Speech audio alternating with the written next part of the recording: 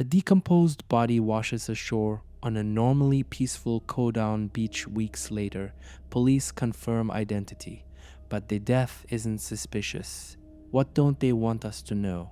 It was early morning on Wednesday, May 21st, when a dog walker made a horrifying discovery near the shoreline of Millisle Beach in County Down, Northern Ireland. What at first looked like sea debris turned out to be a badly decomposed human body partially buried by sand and seaweed. Within minutes, emergency services swarmed the area. Police sealed off the entire stretch of beach with crime scene tape. Forensic teams were called in, and Coast Guard units patrolled the waterline. Locals were urged to avoid the area entirely. Rumors began to swirl through the quiet coastal town. Was this a drowning victim, or had something more sinister washed in with the tide? The body was that of a man. By the time he was found, the advanced state of decomposition made it clear he had been in the water for several days, possibly even weeks. His clothing was torn and waterlogged, and no form of identification was found on him. Forensic investigators worked quickly, but nature had done its damage. There were no obvious signs of trauma, no visible wounds, and no immediate clues to suggest how he died. The body showed no indications of foul play, but the sheer mystery of who he was and how he ended up on that remote stretch of beach only deepened. Within hours, the Police Service of Northern Ireland launched an official investigation. The beach remained cordoned off for the rest of the day, with forensic officers collecting samples and photographing every inch of the scene. Helicopters scanned the surrounding coastline, and the tide patterns were reviewed to determine where the body might have originated. But after that first intense burst of activity, everything went quiet. The police told the public that the death was not being treated as suspicious, yet they offered no explanation, no cause of death, and no appeal for witnesses. For a town as small as Millisle, the silence was deafening. Nearly 4 weeks after the body was first discovered on Tuesday, June 17th, police finally announced that the remains had been formally identified. The man's name was not released publicly. The only confirmed detail: he was an adult male and his family had been informed. No photo, no missing persons link, no plea to the public for help, just a quiet line in a press release: identification has been confirmed. The police doubled down this was not a suspicious death, but for locals who had watched the scene unfold, the lack of transparency felt chilling. If it wasn't foul play, what was it? An accident? A suicide? And if so, why did it take nearly 30 days to confirm who he was?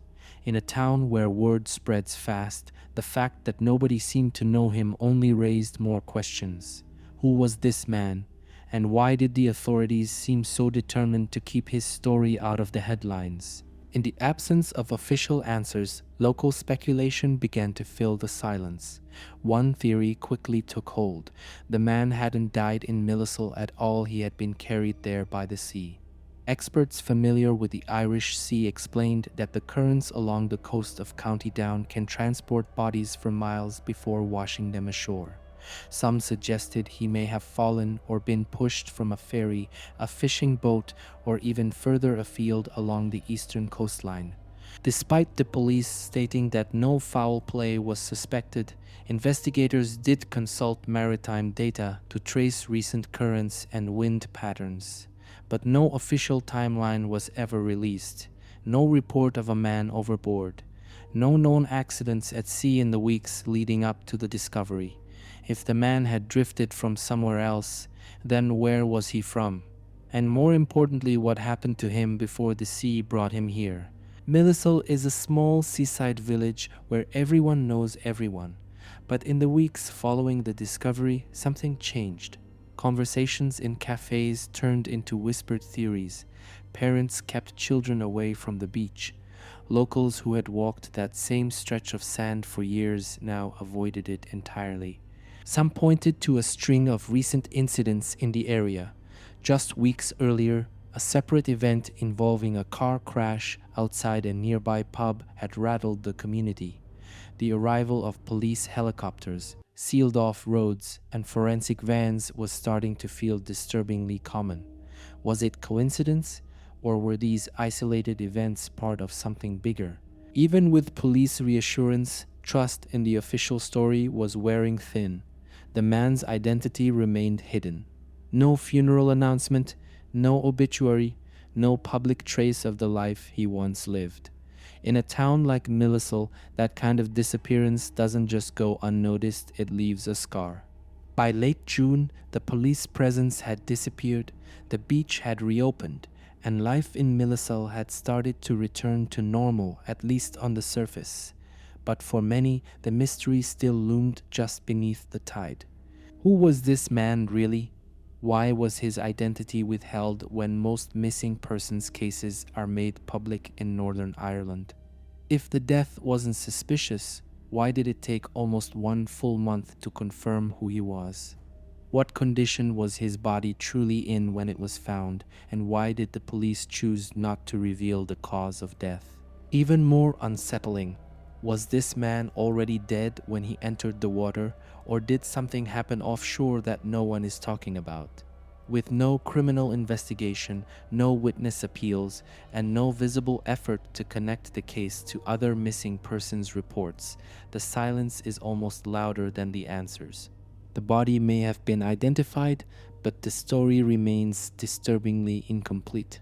With official details scarce, the public has been left to construct their own explanations, and not all of them are comforting.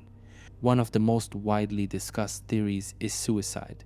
The sea, after all, has long been associated with final exits. Some believe the man may have taken his own life somewhere far from Millisle, and that the currents carried his body across the Irish Sea. It's a possibility, one supported by the police's insistence that the death is not suspicious. But if that's the case, why not say so clearly? Why maintain this air of quiet ambiguity? Another theory points toward accidental death. Could the man have fallen overboard from a ferry or fishing vessel? There were no reports of missing crewmen, no abandoned boats, no public distress calls. Maritime records from the days leading up to May 21st don't show any emergencies. If it was a boating accident, someone should have known. And then there's the darker possibility that something happened offshore, something deliberate. A push from a deck, a fight gone wrong, a planned disposal of a body at sea.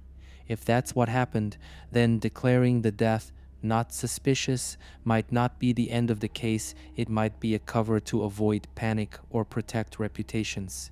Local officials, including elected representatives, have remained cautious in their statements. They've called for privacy, patience, and respect. But in a place like Millisle, unanswered questions don't go away quietly. They echo through the waves, whispered among neighbors, and replayed every time someone walks the beach and remembers what was found there. This isn't just about a body, it's about a man whose death came without a story. And stories, when left in the dark, invite shadows. The beach is quiet now. The police tape is long gone, the forensic vans have rolled away, and the tide has swept the shoreline clean. But for the people of Millisle, and for anyone who's followed the eerie silence of this case, the story is far from over. A man died. His body lay in the sea, alone, decomposing for days. He washed ashore in plain sight of families and dog walkers. And still, weeks later, we don't know who he was. We don't know how he died. And maybe most chilling of all, we don't know why no one is asking more questions. The official line is simple. This is not suspicious. But since when did not suspicious mean not important?